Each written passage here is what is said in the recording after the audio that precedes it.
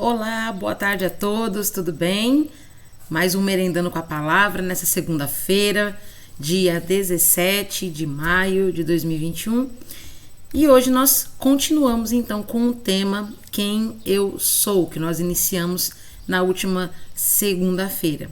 Na última segunda-feira nós tocamos num ponto onde nós falamos que quando você sabe quem você também é capaz de saber quem Deus é para você. Por que nós falamos isso? Nós mencionamos a leitura dos primeiros versículos de Salmo 139, onde o salmista ele garante que de um modo maravilhoso nós fomos formados.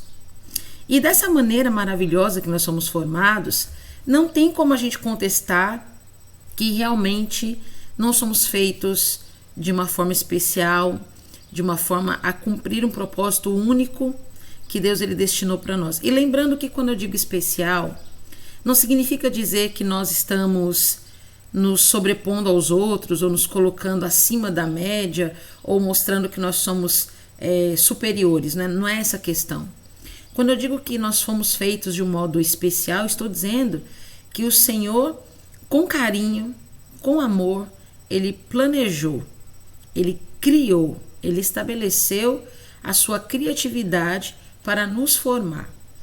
E se você bem sabe o tempo que você pode levar para construir ou criar algo, você consegue entender a dedicação que Deus ele tem quando Ele nos cria ainda no ventre da nossa mãe, quando Ele ainda vai formar, né, as nossas juntas e medulas, quando Ele vai nos dar uma consciência, quando Ele vai nos dar o Espírito Santo dele para que tenhamos vida, enfim. Toda vez que a gente vai criar alguma coisa, seja um desenho, um cartaz, uma receita de um bolo, quando a gente vai criar alguma coisa, o criador, ele depende de um momento, né, de um tempo, né, nesse espaço físico, para que ele possa fazer aquilo. E ele vai se dedicar àquilo. Você imagina quanto tempo Deus ele tem dedicado tempo para ver você se formar ou se tornar naquilo que Ele te projetou para ser. Porque a Bíblia diz que desde antes da fundação do mundo, nós já estávamos vivendo com Cristo, né? Nós já havíamos sido gerados em Cristo, desde antes da fundação do mundo. Então, entenda, se antes da fundação do mundo, o Senhor Deus já havia nos planejado, e destinou para nós um propósito para que a gente venha cumprir, imagina quanto tempo na nossa atmosfera física, na nossa visão física, que é a única que a gente pode alcançar nesse momento, quanto tempo Deus tem dedicado e gerado uma certa expectativa na nossa formação para que a gente possa cumprir o propósito dele. Agora você imagina no tempo eterno, na eternidade, que não existem os minutos e segundos que existem no nosso tempo. Há quanto tempo que o Senhor espera e aguarda que você nasça para que você produza aquilo pelo qual Ele te chamou para que você produzisse. Então, tudo isso me faz entender que Deus ele tem algo específico para mim. E aí, quando eu entendo quem Deus é na minha vida, é a partir do momento que eu descubro quem eu sou, a partir do momento que eu descubro quem eu fui chamado para ser, é que eu descubro quem Deus é para mim. Então, descobrir-se em Deus é algo muito específico. Descobrir-se em Deus é algo que você precisa conhecer, é algo que você precisa saber, mas não é uma coisa que você vai conseguir almejar ou alcançar em pouco tempo. Demanda a tua vida inteira de caminhada com Deus, demanda toda a tua vida, demanda todo o teu entendimento, toda a tua alma, todo o teu coração, para que você em adoração conheça Ele, para que Ele revele a você quem Ele é e o que Ele te chamou para ser. Porque quando a gente tem um padrão, né, de adoração, nós nos tornamos exatamente aquilo que nós estamos adorando. O próprio Salmo 115 determina isso.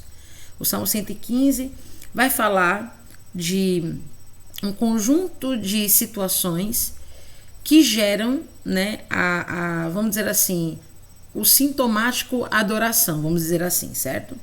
Por exemplo, ali em Salmo 115 diz assim, tem olhos, mas não veem, tem pés, mas não caminham, tem braços, mas não apalpam, tem boca, mas não falam, tem nariz, mas não cheiram, e vai dando uma descrição bem completa das estátuas de adoração do período. E no fim, o salmista atesta: tornam-se iguais a estes os que o adoram. Então, à medida que nós adoramos algo ou alguém, a tendência, logicamente espiritual, é que a gente se torne exatamente aquilo que a gente adora. Entende? Então, hoje, o que nós podemos ver? Hoje nós vemos que a grande maioria da garotada, né, a grande maioria dos jovens, adolescentes, crianças, adoram os atores, as atrizes, os músicos, os dançarinos famosos que viajam o mundo, que são jovens, são bonitos, né? Tudo que é jovem, todos os jovens são bonitos, atraentes, ricos, ou em outras palavras, endinheirados, e isso atrai, isso fascina, isso seduz o jovem a ponto dele exercer níveis de adoração, onde ele vai começar a se parecer com aquela pessoa. Não digo parecer apenas fisicamente. Fisicamente é uma mera consequência daquilo que já se tornou por dentro, tá? Mas a cor de cabelo, eu quero imitar. O piercing eu quero imitar. A maquiagem eu quero imitar. A dança eu quero imitar. As roupas eu quero imitar. Quando o estereótipo começa a se desenvolver em relação àquilo que você está vendo, nada mais é do que uma segurança de que o interno já foi totalmente tomado por aquela adoração, a ponto dos mesmos pensamentos se materializarem, das mesmas escolhas, das mesmas frases, dos mesmos gostos e assim por diante. Então imagina você que quando você se aproxima de Deus e você o conhece, você se entrega totalmente a Ele, você o ama, você começa a adorá-lo. Então imagina quando você começar a se parecer com Deus. Imagina quando você começar a se parecer com Ele. Imagina quando você vai colocar para fora aquilo que Ele colocou para dentro. Então é uma coisa assim única. Por isso que hoje nós vamos dar sequência então ao nosso estudo sobre quem sou eu. E eu vou iniciar hoje trazendo essa frase que foi utilizada em uma das nossas aulas durante essa semana, né? Costumo trazer muitas experiências que eu vivo em sala de aula para esse momento, e elas é que têm me inspirado bastante para recriar aqui alguns momentos que eu vivo com os meus meninos em sala de aula. Eu trouxe uma frase para eles e coloquei exposta na sala de aula, numa das paredes, e essa frase era assim: pense coisas boas a seu respeito. Ou era mais ou menos isso, né? Era alguma coisa nesse sentido. Pense coisas boas de si mesmo. Era alguma coisa nesse sentido. E aí eu deixei aquela frase exposta uma semana e pedi para que eles meditassem, pedi para que eles olhassem para aquela frase. E eu vou explicar já por que nós fizemos essa dinâmica em sala de aula. Mas antes nós vamos orar, tá bom? E eu gostaria que você me acompanhasse nesse momento de oração, tudo bem? Senhor Jesus, nós queremos agradecer ao Senhor por esse momento de estudo da sua palavra, de oração. Nós reconhecemos que sem o Senhor nós nada podemos fazer, ó Pai. Então, portanto, nós te pedimos que o Senhor venha sobre nossas vidas nesse momento, garantindo um tempo agradável, um tempo de aproveitamento na tua palavra, de ensino, e que a gente possa te compreender como tu és, para que possamos crescer e admoestar não somente a nós mesmos, mas também a alimentar a quem estiver ao nosso redor sobre quem tu és, para que venhamos descobrir quem nós somos em ti. Obrigado por esses momentos, Pai, nós te agradecemos muito. Louvado seja o teu nome para sempre. Amém. Então, voltando aqui a essa frase, eu coloquei essa frase na sala e pedi que eles analisassem com cuidado, porque é assim, incrível como crianças de apenas 10 anos conseguem se menosprezar naquilo pela qual elas foram chamadas para ser e fazer. Em que sentido? Vamos dizer que a matéria esteja um pouco difícil. Eu não consigo, eu não sei fazer. Eu não vou conseguir aprender, eu odeio isso, né? Meu cabelo é tão horrível, né? Essa roupa me deixa tão feia. Eu tô muito gorda, eu tô muito magra, né? Eu não sei fazer direito, eu não sei desenhar, eu não sei falar, eu não sei, né? Eu não sei, eu não, sabe? Então eles se acham muito inadequados e muito incapazes. E eu falei, peraí, vamos pensar coisas boas de nós mesmos por enquanto, né? Vamos pensar naquilo que nós somos capazes de fazer. E quando você começa a pensar naquilo que você é bom, naquilo que você é capaz de fazer, você começa a canalizar quem te fez assim, quem te formou para cumprir esse propósito. Por que você tem essa aptidão? Por que você consegue desenhar? Por que você consegue falar bem em público? Por que você consegue se expressar bem com palavras?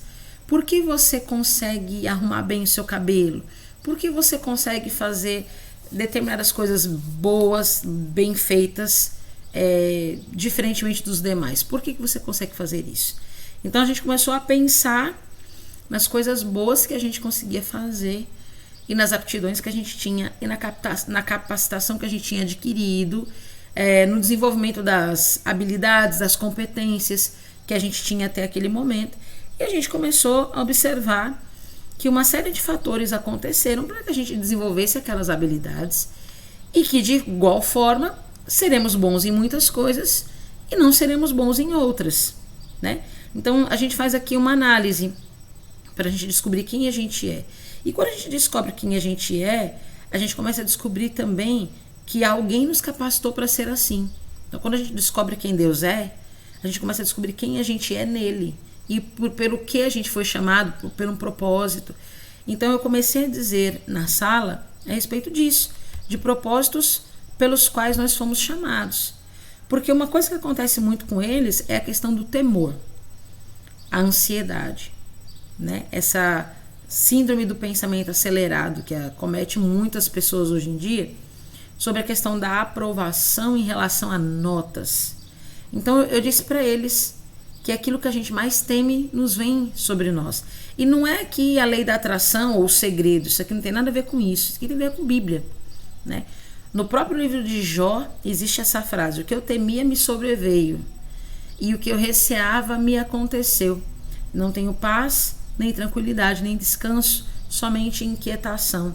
Aqui Jó, ele expressa o medo que ele tinha de perder a sua família, de perder os seus bens, de sofrer vergonha, de sofrer e padecer doenças. E tudo isso que ele tinha medo sobreveio sobre ele. E ele declara: eu não tenho paz, não tenho tranquilidade, não tenho descanso, somente inquietação. E se a gente for parar para pensar um pouco, o que Jó estava sofrendo aqui nesse relato é o que muitas vezes a gente sofre hoje. A falta de paz, de tranquilidade, de descanso e de inquietação. Pode ser que não sejam os mesmos temores que Jó tinha naquele período, mas são temores que nos atacam e fazem nos perder a paz, a tranquilidade, o descanso e nos trazem inquietação. Uma mente que ela é inquieta, uma mente que não descansa, uma mente que não tem paz, ela adoece, né? Eu experimentei isso, não tem tanto tempo assim. E quando a gente começa a passar por esse processo de inquietude, a gente sofre, adoece e teme. E o temor ao Senhor é o princípio da sabedoria. Então, se o temor que eu tenho não é ao Senhor, ele é o princípio de todos os males, né? Bom, aqui em 1 João 4,16 até o versículo 19 diz: assim conhecemos o amor de Deus, o amor que ele tem por nós, e nós confiamos nesse amor. Olha, fala de confiança. Deus é amor. Todo aquele que permanece no amor, permanece em Deus e Deus nele. Dessa forma, o amor está aperfeiçoado em nós, para que no dia do juízo tenhamos confiança, porque neste mundo somos como ele. Guarde isso, neste mundo somos como ele. No amor não há medo, porque o medo supõe castigo. Aquele que tem medo não está aperfeiçoado no amor. Nós amamos porque ele nos amou primeiro. Então, uma coisa que eu aprendi com esse texto e que eu aprendi na minha vida com Deus, e que é uma coisa que muitas vezes a gente não aprende de uma maneira muito concreta, é que Deus, ele não vai exigir nada de nós que ele já não nos tenha dado, tá? Então, o reino de Deus muitas vezes a gente diz assim, o reino de Deus é plantar e colher. Eu discordo. O reino de Deus é colher para plantar e colher novamente. Por que isso? A própria Bíblia assegura que Deus ele dá pão para aquele que tem fome, mas ele também dá sementes para aquele que semeia. E a semente vem de onde? A semente vem do fruto. Então, automaticamente, se você ama a Deus, é porque ele te amou primeiro. Automaticamente, se você tem uma semente para plantar, é porque ele te deu frutos primeiro. Então, no reino de Deus, a gente precisa compreender essa dinâmica. Deus, ele vai requerer algo de você, mas esse algo ele já lhe deu. Amém? Então, geralmente é assim que a gente deve pensar. Se Deus ele vai requerer de nós amor, é porque ele já nos amou primeiro. Então, ele pode pedir que nós o amemos, porque ninguém pode dar algo que não tem. Então, mas nós já recebemos o amor dele. Então, nós podemos exercer amor. Se nós podemos colher para plantar novamente, é porque ele já nos deu, né, as sementes, ele já nos deu o fruto para que possamos extrair a semente, nos alimentar do fruto, extrair a semente, plantar novamente. Então Deus ele é muito maravilhoso, a dinâmica do céu ele é muito íntima. Você conhece à medida que você vai andando com ele, né? Então nós reconhecemos o amor que Deus tem por nós porque a gente confia. E a confiança, ela estabelece sobre nós um sentimento de permanecer. Então a gente quer ficar nele, a gente quer ficar em Deus. Então, o que acontece quando a gente não quer ficar em Deus? É quando a gente não conheceu ele como ele quer ser conhecido. É quando a gente não permitiu que o entrar e comer conosco, né? Aqui eu estou à porta batendo. Se você abrir essa porta, eu vou entrar e vou comer com você. Comer o quê? Ué, se ele diz que ao abrir a porta, ele entrará e ceará conosco, quem trará o alimento? Ele que providencia todas as coisas. E quando nós nos alimentamos dele, nós o reconhecemos e andamos por ele. Então, quando nós somos aperfeiçoados em amor, né, nós entendemos que no verdadeiro amor de Deus não há castigo, porque o pai que ama corrige o seu filho. Então, a gente consegue perceber que essa questão de andar ociosos, ansiosos, inquietos, vamos dizer assim, insatisfeitos, isso é algo que o próprio século produz em nós. Porque os padrões que são colocados nas mídias sociais hoje em dia são inalcançáveis. Os padrões de beleza, os padrões de aperfeiçoamento facial, harmonização facial, essa palavra se ouve muito hoje em dia, esses padrões eles são inalcançáveis por nós. Então Filipenses 4, do 6 ao 9 diz: não andem ansiosos por coisa alguma, mas em tudo, pela oração e súplicas e com ação de graças, apresente seus pedidos a Deus. E a paz de Deus, que excede todo o entendimento, guardará os seus corações e as suas mentes em Cristo Jesus. Tá vendo? Ó? Primeiro ele diz, você vai receber paz à medida que você orar, à medida que você falar com Deus, à medida que você manifestar a Ele ações de graças. Então as suas mentes serão guardadas. Então Deus ele já disse, olha, eu já deixei estabelecido aqui o nosso tempo de qualidade de relacionamento. E o resto é consequência disso, né? E ele diz, tudo que for verdadeiro, nobre, correto, puro, amável, de boa fama, se houver algo excelente ou digno de louvor, pensem nestas coisas. Tudo que vocês aprenderam, receberam, ouviram e viram em mim, ponham-no em prática e o Deus de paz estará com vocês. Aqui Paulo diz para algumas pessoas ali na igreja de Filipos, tenham pensamentos bons sobre a sua mente, sobre você mesmo, sobre quem é Deus. É por isso que eu trouxe aquele texto inicial falando sobre a experiência que eu tive com os meus alunos. É necessário que você pense coisas boas a seu respeito. É necessário que você pense que você pode chegar ao céu, que você pode chegar a Deus. É necessário que você pense essas coisas, que o reino de Deus ele é algo alcançável, ele é algo atingível, ele é algo almejável. Eu posso desejá-lo e posso tê-lo, né? Então a maioria de nós pensam que nós somos inadequados, nós somos pecadores, não alcançaremos o céu. Por quê? Qual é o fator que diz que eu não poderia alcançar o céu? as minhas condições? Se eu tiver em erro, se eu tiver em pecado, basta abandonar esse erro e pecado e chegar a Deus de uma maneira a apresentar a Ele pedidos. Porque a própria Bíblia diz que quem chega até Deus tem que saber, tem que reconhecer, tem que aceitar que Ele é galardoador daqueles que o buscam. O pouco de tempo que você buscará a Deus, Deus te dará algo em troca disso. Não se estabelece exatamente, necessariamente como um fator troca, mas é impossível você chegar diante de Deus e não receber algo dele. É impossível você se chegar a Deus e não receber algo, um toque dele, algo que te movimente na direção dele. É impossível isso. Eu sei que não é dessa maneira que deveríamos pensar, mas a Bíblia garante que se você chegar até Deus, Ele vai te dar. É assim. Não é por interesse. A palavra correta seria aplicada aqui, era interesse. Não é por interesse, mas sim por saber, por ter a certeza de que mesmo que eu não queira, o amor dele vai vir sobre a minha vida e vai mudar algo em mim, sabe? Então, tudo que for verdadeiro, nobre, correto, puro, amável, de boa fama, digno de louvor, eu preciso pensar, poxa, Jesus morreu na cruz por mim. Uma pecadora, eu sei o que eu fiz. E eu não me perdoaria por isso, mas Ele me perdoou. Então, se Ele me perdoou, eu não posso jogar essa oportunidade fora. Eu não posso simplesmente achar que, porque eu ainda continuo no erro, que eu perco tudo. Não, eu vou me consertar, eu vou me organizar, porque aquilo que Ele fez não pode ser em vão, não pode ser debalde, tem que ser algo valioso. Então eu vou começar a me valorizar, porque Deus me tornou valiosa, entende? Então eu vou começar a me valorizar no ponto de vista em que Deus me torna valiosa. Eu vou começar a me purificar porque Cristo me purificou primeiro. O sangue dele me purifica de todo pecado.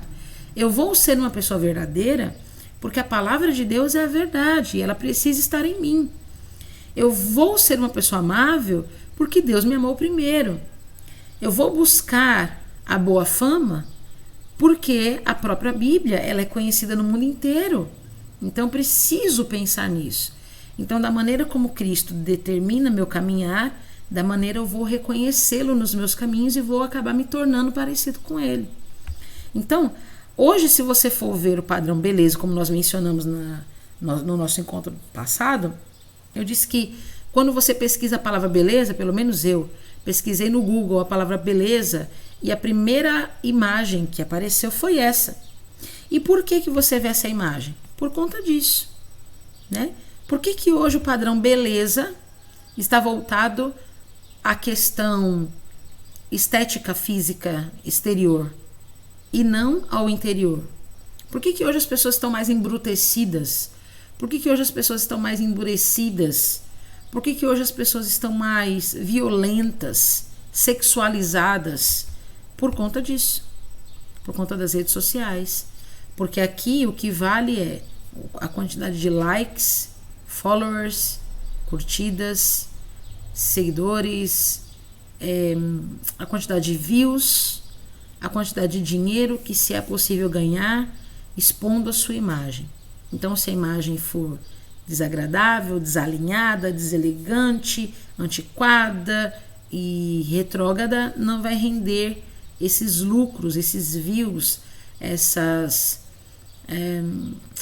percepções, né? Então a minha vida se resume a uma rede social, né? E a gente sabe que os relacionamentos verdadeiros não são assim, né? Ali na rede social, tudo se trata em você expor a sua opinião, ser aceita ou não, entrar em polêmica ou não. O relacionamento com as pessoas não se configura nisso. E é o relacionamento com as pessoas assim mais próximas que o Senhor ele está nos dizendo que a gente precisa desenvolver, né? Mas uma coisa importante, até mesmo nos relacionamentos das redes sociais ou nos relacionamentos que a gente vive no nosso dia a dia, a importância que a gente dá às opiniões ainda é muito alta, né? enquanto que a gente não se preocupa muito com o que Deus pensa a nosso respeito. Porque se a gente se preocupasse com o que Deus pensa a nosso respeito, não faríamos em oculto aquilo que estamos fazendo. Não é verdade? Portanto, uma coisa Mateus 12, 33 até 37 garante. Considerem. Uma árvore boa dá bom fruto, uma árvore ruim dá fruto ruim, pois uma árvore é conhecida pelo seu fruto. Aí ele diz, raça de víboras, como podem vocês, que são maus, dizer coisas boas? Pois a boca fala do que está cheio o coração. O homem bom do seu bom tesouro tira as coisas boas. O homem mau do seu mau tesouro tira as coisas más. Mas eu lhes digo que no dia do juízo, os homens haverão de dar conta de toda palavra inútil que tiverem falado, pois por suas palavras vocês serão absolvidos e por suas palavras vocês serão condenados. Aí você vê o perigo que são as redes sociais, né? Aqui nós estamos exalando um fruto, seja ele o que for. Eu costumo dizer que se a Bíblia fosse escrita hoje, ela diria: o Facebook fala do que o coração do homem está cheio. Porque é uma rede social, não somente o Facebook, mas muitas são redes sociais que vão reiterar ali uma superficialidade nos relacionamentos, nos comentários. Já reparou que nas redes sociais todo mundo tem o direito de dizer o que quiser, porque é garantido pela Constituição? E esse tipo de lei ela é levada ao pé da letra a fim de realmente ferir e ofender as pessoas, sem levar em consideração o que está sendo dito. E aquilo se torna verdades, né? Aquilo se tornam verdades aos olhos das demais pessoas e aos olhos da própria pessoa que está sendo atingida com essas palavras. Aí eu lhe pergunto, quem é você? Quem sou eu? Eu sou isso que estão me rotulando? Eu sou isso? O homem bom, do seu bom tesouro, tira coisas boas do seu coração. O homem mau, do seu mau tesouro, tira coisas más, porque a boca fala do que o seu coração está cheio. Então você conhece o fruto de uma árvore quando você o vê. E esse fruto, ele geralmente não faz força. A árvore não gera esforço para produzir esse fruto, né? Agora, se o fruto for mau, você vai ver justamente por aquilo que está sendo exalado pela boca das pessoas. E isso é perigoso. Isso é muito perigoso.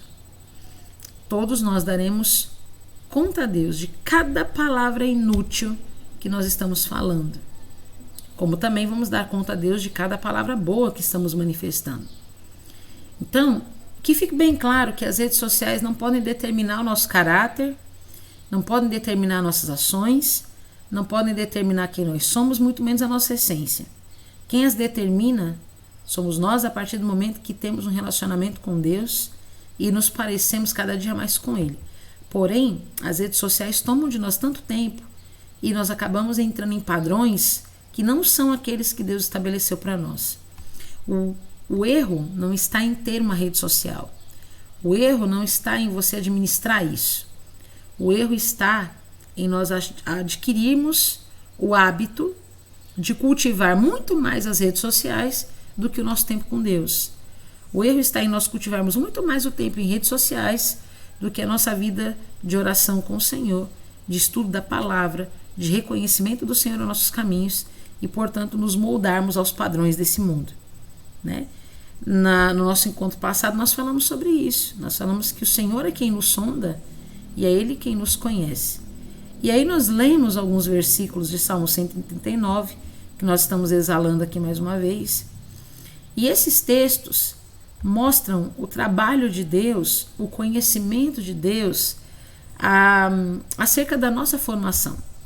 O Senhor nos escolheu, o Senhor nos conhece, o Senhor nos formou, o Senhor nos determinou para que estivéssemos nesse período de tempo para cumprir, né, algo para louvor da sua glória. E aqui nós podemos dizer que no íntimo da nossa vida, no íntimo do nosso ser, o Senhor nos criou no ventre da nossa mãe. Então, o salmista diz: eu te louvo porque nos fizeste de modo especial e admirável. Você já estudou como é feito o corpo humano? Né? Como algo tão pequeno se torna o que nós somos hoje. E ao mesmo tempo, muitos de nós temos um vazio, um espaço dentro do nosso coração, isso colocado por Deus automaticamente, porque somente Ele pode preencher esse espaço, que foi o que nós falamos no encontro passado. Por isso, Salmo 103, no versículo 13 até o 18 diz: como um pai tem compaixão de seus filhos, assim o Senhor tem compaixão dos que o temem. O Senhor tem compaixão dos que os temem, porque Ele sabe do que somos formados. Ele sabe que a nossa estrutura é pó. Ele lembra-se de que nós somos pó, porque a vida do homem é semelhante à relva. Ele floresce como a flor do campo, que se vai quando sopra o vento, e nem se sabe mais o lugar que ocupava. Mas o amor leal do Senhor, o seu amor eterno, está com os que o temem, e a sua justiça com os filhos dos seus filhos, com os que guardam a sua aliança e se lembram de obedecer os seus preceitos. Olha só, Deus não vai exigir de você nada mais do que Ele sabe que você tem capacidade para oferecer a Ele. Porque Ele tem compaixão de nós. Ele sabe que nós somos pó. Ele sabe da nossa fragilidade. Ele sabe da nossa inconstância. Ele sabe do nosso curto período de tempo aqui. O que é a nossa vida nessa terra diante da eternidade que nos está proposta a viver com Deus. É um mero flash diante dos olhos de Deus. E é como ele diz nesse texto: a vida do homem é semelhante à relva. Ora está aqui um sopro e o vento já leva todas as pétalas e já não se sabe mais onde é que estava. Mas o amor do Senhor, Ele é leal para aqueles que o temem. Então tema ao Senhor. Saiba que Deus, Ele não vai exigir de você algo que você não pode oferecer a Ele. E saiba que Deus também não vai exigir de você um padrão que você não consiga alcançar. Foi Ele quem te fez. Ele tem compaixão de você. Ele sabe do que você é formado. Ele se lembra que você é pó. Ele sabe até onde você está sendo afligido. Se lembre de temer a Deus. Se lembre de temer ao Senhor, de colocá-lo sempre adiante de todos os seus caminhos. Lembre-se de guardar a sua aliança. Lembre-se de obedecer os preceitos do Senhor. A obediência, o guardar a sua aliança e temer o seu nome vão assegurar a você a essência que Ele já garantiu para que você possa produzir nesse mundo fatores e elementos que Ele necessita para que outras pessoas encontrem o amor do Pai. Os desvios, as dores, os erros que nós vivemos no nosso passado são marcas. Essas marcas, quando mencionadas a outras pessoas, quando ditas a outras pessoas como forma de testemunho, pode levá-las ao entendimento de que Deus é um Deus compassivo, é um Deus misericordioso, é um Deus que se lembra de nós sobre a nossa estrutura pelo qual Ele mesmo formou. Ele sabe do que nós somos feitos e sabe que a gente não aguenta muita coisa. Então Ele não vai nos dar uma prova superior àquilo que consigamos suportar. E tudo isso para quê? Para agregar na vida de outros aquilo que Deus tem colocado em nossas vidas. Então pense boas coisas a seu respeito. Pense que você pode agradar a Deus, que Deus Ele te chamou para isso, que Deus Ele colocou no seu coração, na sua essência, na sua alma, no seu entendimento, o desejo de adorá-lo, que você pode sim estabelecer um vínculo com Deus, que você pode sim se tornar como Ele quer que você se torne, que você pode sim descobrir quem Ele é a partir do momento que você vai descobrindo quem você é nele, e esse relacionamento é algo construído ao longo da sua vida e caminhada com Deus, e que você não tem muita força para fazer muita coisa, mas que Ele conhece a sua estrutura porque foi Ele quem te criou, e que, portanto, todas as coisas que você tem vivido vão cooperar para o seu bem, para o bem daqueles que guardam a aliança, que foram chamados por um decreto e que se preocupam em dar a Deus honra, glória, louvor e poder. Então, o que nós temos para falar hoje é isso. E hoje, será que você consegue responder quem você é em Deus? Quem eu sou? Quem você é em Deus? Vamos procurar responder essa questão diante do Senhor? Vamos nos achegar a Ele e perguntar quem nós somos diante do Senhor? Ele vai nos responder da melhor maneira possível, tá bom? Então nós ficamos por aqui com mais um Merendando com a Palavra. Na próxima segunda-feira nós teremos outro tema que nós vamos discutir mediante a lei, mediante a luz da palavra, e que sejamos alimentados, justamente enquanto nós estamos tomando nossa merenda da tarde, né? Que sejamos alimentados com a palavra de Deus, que é a maneira pela qual nós estamos vivendo nesses últimos dias, vivendo por ela, pela palavra de Deus. Amém? Deus te abençoe muito, que a graça do Pai te envolva e que Ele te faça entender quem você é em Deus, para que você reconheça quem Deus é na sua vida. Amém? Tchau, tchau. Até segunda-feira novamente.